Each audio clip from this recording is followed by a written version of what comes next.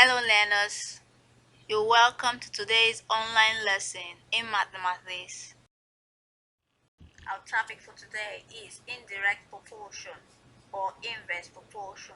Indirect proportion is also called inverse proportion. At the end of today's lesson, you are to state the meaning of inverse proportion, solve problems involving inverse proportion. From our last class in direct proportion, we explained that proportion is the relationship between two quantities.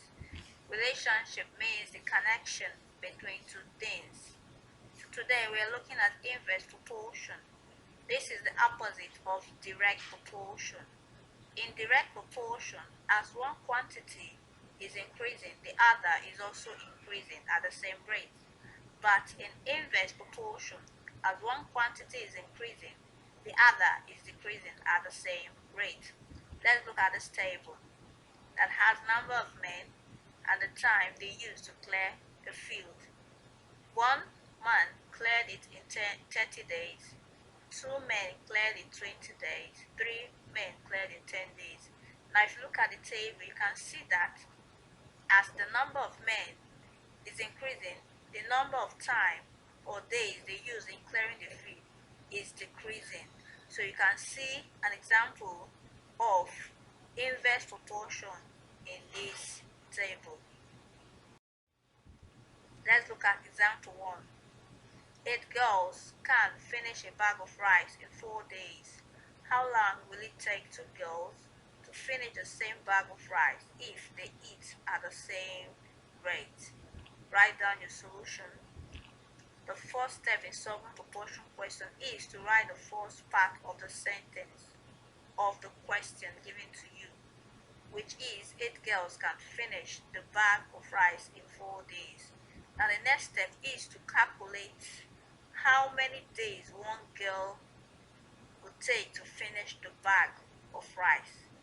So we're going to multiply 8 by 4. Why are we multiplying? We are multiplying because one girl will take a longer time.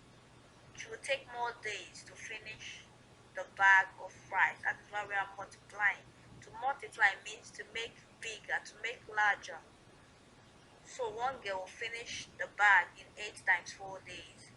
Then we go to the question we're asked to solve. 2 girls can finish the bag in 8 times 4. You take the days one girl will use to finish the bag, that is 8 times 4. Then we divide it by 2.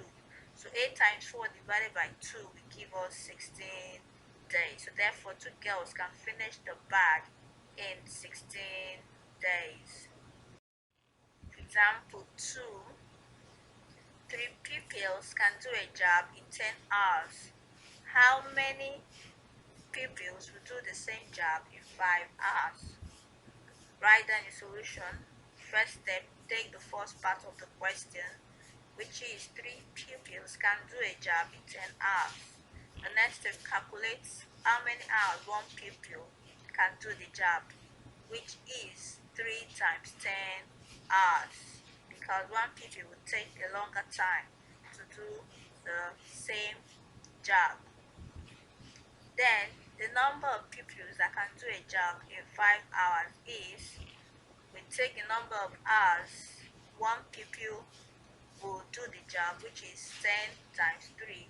Then we'll divide by the number of hours, 5. So 10 times 3 divided by 5 will give us the number of pupils, which is 6. So therefore 6 pupils will do the job in 5 hours. So for our quiz for today, we have 2 questions for you to attempt, and each has option A to D for you to pick the correct answer from. So when you're done with your calculations, forward the answer to your teacher. To meet in our next class, children, keep safe and have a nice day. Bye.